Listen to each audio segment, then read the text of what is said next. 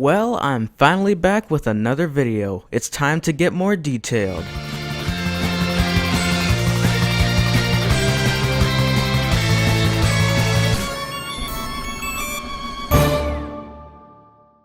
Oh my gosh, just look at all these references. There are even some from Mabel's scrapbook. Who would have known that all of these silly episodes would eventually become elements of ingenious continuity? But I doubt that you're all here to see silliness. However, what you really want are more interesting facts about Ford. And the very first subject that would be a great thing to start off with is the Oracle. In my recent update video, I mentioned Dimension 52, but however, I did not get into all of the details. For example, I never even gave you all this code that's placed right by this axolotl,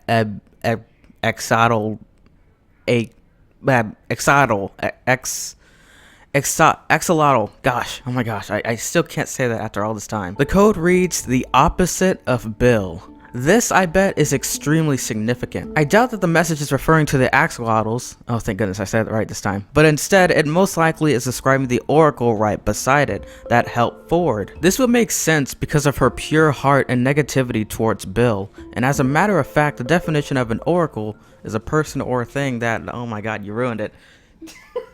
Okay, for real this time. An oracle is a person or thing regarded as an infallible authority or guide on something. And what that basically means is that this alien is supposed to be a person that supposedly doesn't make mistakes and basically knows a lot of everything, which would explain her, in a way, psychic powers. Ford describes her to have some kind of psychic powers since she already knew what his name was and what his plan was when he first came to the dimension. So basically, just think of a more alienated version of Jean Grey from X-Men. She was also the one who suggested to install a metal plate inside of Ford's head. She explains how Bill destroyed his entire dimension for the sake of power. Wow, what a demon. And on the page before this, Ford describes another dimension called the two-dimensional dimension, and inside of that dimension includes somewhat of a chart that explains the livelihood of the shapes inside of the dimension.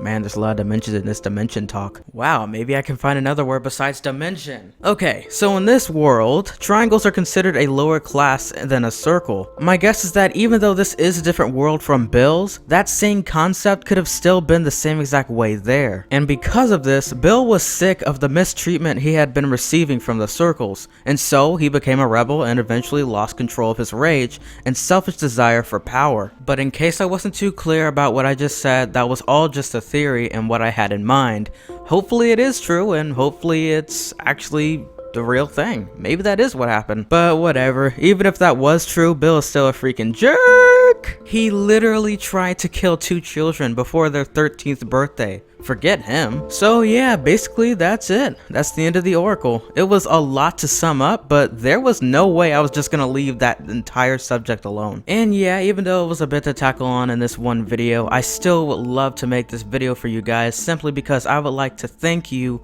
for so much support over the years. 50,000 subscribers.